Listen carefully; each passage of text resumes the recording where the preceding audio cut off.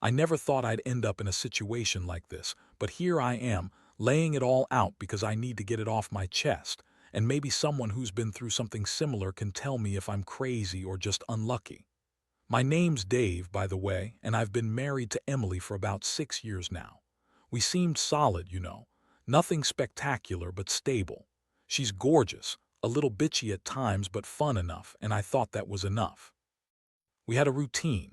Work, come home, eat, watch TV, then sleep. Nothing extraordinary, but enough to get by.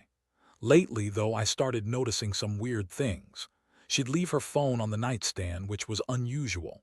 Not just that, she'd get these mysterious texts at odd hours like 2 or 3 a.m., and she'd quickly hide her screen when I walked into the room. She'd also been acting a little more distant, snapping at me over small stuff, and I caught her lying about where she was going more than once. She'd say it was work, but I knew she wasn't the type to stay late at the office without a good reason. Still, I didn't want to jump to conclusions. Maybe I was just paranoid, or maybe she was just stressed. Then I spotted her phone one night when she left it unattended. I wasn't snooping, I swear. I just saw it on the coffee table and thought I'd check her messages just to see if everything was okay. And that's when I saw it. A chat thread with some guy named Tyler. It was obvious from the messages that they'd been talking for weeks, maybe longer. They were flirty, even sexual at times. She was talking about meeting up, about seismic pattern meetings, her weird code for these mountain cabin rendezvous apparently near fault lines. I was stunned. I mean, I knew she was into her work with earthquake prediction algorithms, but this was something else. Reading those messages, I felt a mix of shock, betrayal, and fury. It was like someone punched me in the gut. She'd been telling me she was working late, but she was actually sneaking off to have sex with some guy in remote mountain cabins. They'd meet up, do their thing, then she'd come home and act normal. I could see her lying through her teeth about everything, and it was clear she'd been doing this for a while. The worst part, she insisted she loved me, was just stressed, and that Tyler was just some guy she used for seismic pattern research. Yeah, right. That was her excuse when I confronted her, and I confronted her hard. I grabbed her phone and showed her the messages. Her face went pale, but she immediately started lying. Said Tyler was just a colleague, just an intellectual exchange, that she didn't mean for it to go this far, that she was just feeling lonely, that I wasn't enough anymore. She called me paranoid, accused me of spying, and then told me I was overreacting because she'd never actually cheated on me, at least not in her mind. But I knew differently. The evidence was right there, and her denial only made me angrier. How could she lie so easily? How could she just pretend everything was fine after all this? I felt like I was losing my mind. My stomach was in knots, my chest tight, and I couldn't even process what I was feeling: anger, sadness, betrayal, disgust. I thought I knew her, and now I wasn't sure I knew anything anymore. I'm still trying to understand how someone I loved and trusted could do this to me. It's like my life just shifted on its axis, and I was left standing in the wreckage, trying to hold on to some sense of who I am. That's where I'm at now, just trying to figure out what the hell to do next. After the initial shock wore off a little, I started feeling this burning rage inside me that I couldn't shake. I don't usually get angry like this, but seeing her lie and cheat behind my back pushed me to the edge. I wanted to break something, but instead I just sat there, staring at her, trying to process everything. She was still trying to deny everything, spinning some bullshit about how Tyler was just a project partner, how she never actually had sex with him, that it was just seismic research meetings in some remote cabin, just like she kept insisting. That's when I really lost it. I told her I knew she was lying, that I saw the messages, the plans they made, the meetups, and she just rolled her eyes like I was some paranoid idiot. She said I was overreacting, that I didn't understand her work, that I was just jealous because she was better at her job than I was at mine. That hurt more than anything. I mean, I'm not some insecure guy. I work hard, I support her, and I thought that was enough. But now I saw she was out there, lying to my face, sneaking around to meet some guy in the woods. What followed was a pretty intense argument. She called me names, told me I was just a jealous, controlling husband. She said I was making a mountain out of a molehill, that everyone cheats sometime and I should just get over it.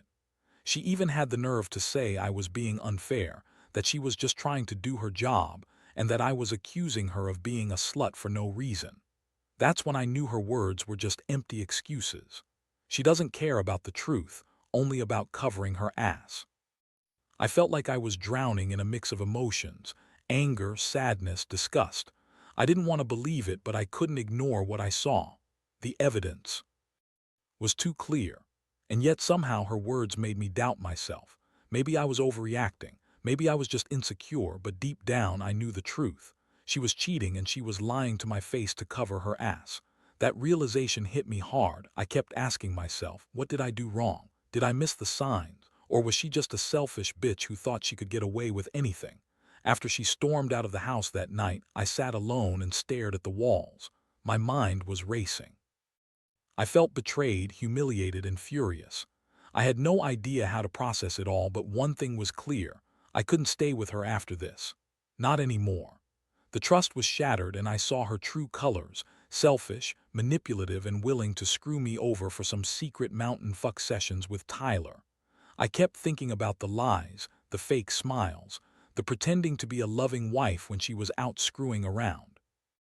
Honestly, it's like I was living with a stranger, and it hurts more than I ever expected to feel. I knew I had to make some decisions, but I wasn't sure what the right one was. I wanted to see her again, to get some honest answers, but I also felt like I needed a break from her, from this whole nightmare. I remembered the way she lied about everything, how she'd spin stories about her research, and I realized I couldn't trust her anymore. I had to find out more to get to the bottom of what she was really doing, but I also knew it wasn't just about catching her. It was about whether I could forgive her or if I wanted to move on completely. That's where I am now, caught between rage, heartbreak, and a desperate need for clarity. The next few days were a blur. I couldn't sleep, couldn't eat. My mind kept replaying everything I found, every lie she told, every excuse she threw at me. I kept going over the messages, the hotel plans, her sneaky phone calls at night. It was like I was living in a bad movie, except this was real. And every time I looked at her, I saw that bitchy, manipulative face, and I felt this huge wave of disgust. How could she do this? To me, I thought we had something real, something stable. Turns out I was just fooling myself. I decided to do some digging. If she was sneaking around behind my back, I needed to know everything. I started checking her emails, her social media, anything I could find. I didn't want to go full stalker, but I couldn't just sit around and do nothing. One night, I found an encrypted email thread saved in her drafts. She'd been planning their meetups, discussing the cabins, even talking about seismic pattern analysis as a cover story. She was so full of crap. All that time she said she was working late or at some boring conference, and she was really off somewhere screwing this Tyler guy near faults and mountains. It was around this time I realized I had to confront her again, but I needed to be smart about it. I couldn't just accuse her outright. She'd deny everything and I'd be no better than her. So I started thinking, what if I set a trap? I'd pretend I didn't know, pretend I was okay with her doing her research. But secretly, I'd gather more evidence, figure out exactly how deep this went. I knew I had to get her to slip up. That's when I started planning my revenge carefully, meticulously. I didn't want to go rough right away. I wanted her to think she still had control. That was the mistake she made, I think, underestimating how far I'd go. One evening, I staged a little test. I left my laptop open with some files I'd hidden, an email draft I'd prepared, pretending to be from her to Tyler, suggesting a new meeting. I knew she'd find it eventually, and I knew she'd react. Sure enough, she came home late that night, saw the email, and her face twisted in panic. That's when she started throwing the typical lies, saying it was just a joke, just some stupid thing she was going to send but never did. I could see the crack in her facade, though. Her eyes darted around, she stuttered. She was starting to realize I knew everything. That moment was a turning point. I saw her panic, and I felt something dark and satisfying rise up inside me. I knew I had her cornered now. She kept insisting she was innocent, that she'd never actually gone through with anything, that I was just A jealous fool, but I wasn't buying it anymore. I knew she'd been lying for weeks, maybe months. I had all the proof I needed. The truth was out and she was finally on the ropes. That's when I realized I'd have to make a choice, whether to fight for the marriage or cut her loose for good. Honestly, I was tired of the lies, tired of feeling like I was living with a stranger. I was done playing her game. I just didn't know yet how far I'd go to make her pay for what she'd done. After I saw her reaction to the fake email, I knew I had her right where I wanted. The look of guilt and panic on her face was almost worth everything I'd been through. She stammered, trying to come up with some excuse, but I wasn't having it. I told her I knew about her secret seismic meetings with Tyler, about their trips to the cabin, everything. She kept denying it at first, calling me crazy, saying I was paranoid, but I cut her off and laid out the evidence I'd collected, the screenshots, the drafts, the hidden emails. I could see her trying to spin some story, but the truth was written all over her face. Her reaction was a mix of anger and contempt. She looked at me like I was some kind of idiot for not trusting her, for invading her privacy. She called me insecure, possessive, and even crazy, as if that somehow justified her actions. That moment, hearing her say those things, made me realize something important. She had no intention of stopping. She was justifying everything, making herself the victim of my trust issues, while she was out there screwing someone else. I felt a deep, gnawing pain, like my entire world had been shattered in that second. I started to get furious. Not just angry, but furious, like I wanted to shake her to make her see how much she'd hurt me, how she'd broken everything we had built. I told her I was done, that I couldn't be with someone who lied to me, cheated on me, and then had the audacity to call me crazy for trying to find out the truth.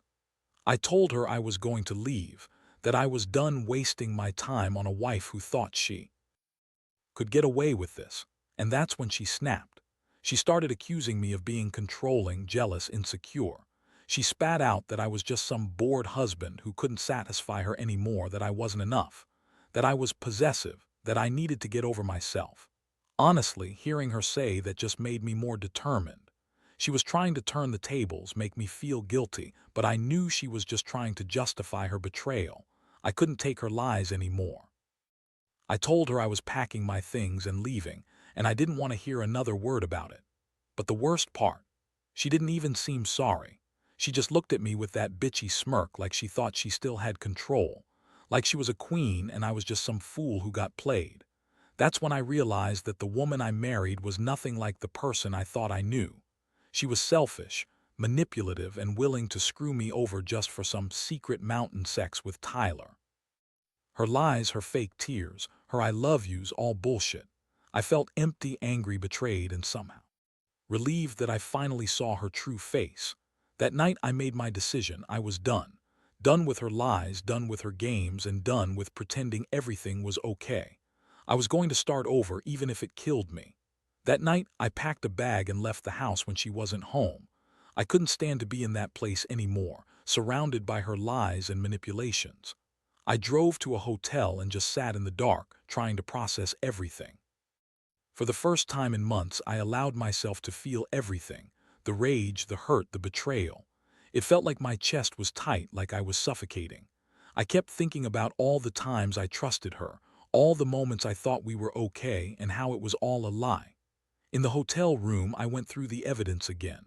I looked at the messages, the plans for the mountain cabins, the lies she told me about her research. It hit me that she'd been doing this for a long time. I found messages that dated back almost a year. She was sneaking off, lying to my face, and still trying to pretend everything was normal. I kept asking myself why she did it, why she thought she could get away with it. And honestly, I started feeling an overwhelming sense of relief that I finally knew the truth. As much as it hurt, I didn't want to be with someone who lied like that. The decision to divorce started to crystallize in my mind. I knew I couldn't trust her anymore, not after all this. She'd been a bitch about everything, lying, denying, playing the victim, like she didn't do anything wrong. But I saw her for what she was, a selfish, manipulative woman who took advantage of my trust. I realized I deserved better, that I shouldn't be with someone who'd cheat on me and then have the nerve to call me insecure. I sat there, staring out the window at the city lights, feeling a mix of anger and a strange sense of liberation. Over the next few days, I thought about what I'd do. I knew I needed to talk to her again, to tell her I was serious about leaving, but I also wanted to be smart about it. I didn't want her to manipulate me or spin some sob story to keep me around, so I stayed cautious. I texted her, told her I was done, and asked her to meet so we could talk calmly. She responded with her usual bitchy attitude, saying I was overreacting, that I was just jealous and insecure. That was her way of deflecting, trying to make me feel guilty, but I didn't fall for it. This time I knew what I was dealing with. I finally told her I wanted a divorce. No more games, no more lies. I told her I was done pretending everything was okay, that she'd betrayed everything I believed in. Her reaction: she got angry, started yelling, claiming I was ruining everything, that I was throwing away 6 years of marriage for some stupid gut feeling. But I knew better. I had the evidence and I had my decision. I didn't want her anymore. I realized that the person I thought I loved was just a manipulative, selfish woman who thought she could cheat and lie her way out of it. That night I felt a strange sense of clarity, like I finally saw the truth of who she was, and I was finally free to move on. In the days that followed, I went through the process of packing up my life from that house. It was hard, no doubt. Every corner, every piece of furniture seemed to whisper memories, both good and bad. But deep down, I knew I was finally doing the right thing. I couldn't stay with someone who had betrayed me so thoroughly, who lied to my face and thought she could just brush it off like it was nothing. The moment I made the decision to leave, I felt an enormous weight lift from my shoulders. Like I was finally waking up from a nightmare I'd been trapped in for too long. Saying goodbye to the house was the hardest part. I kept telling myself I'd be okay, that I'd eventually forget her, but it still stung. I saw her in my mind's eye, her bitchy smirk, her lies, her dismissiveness, and I realized how much I had been blind.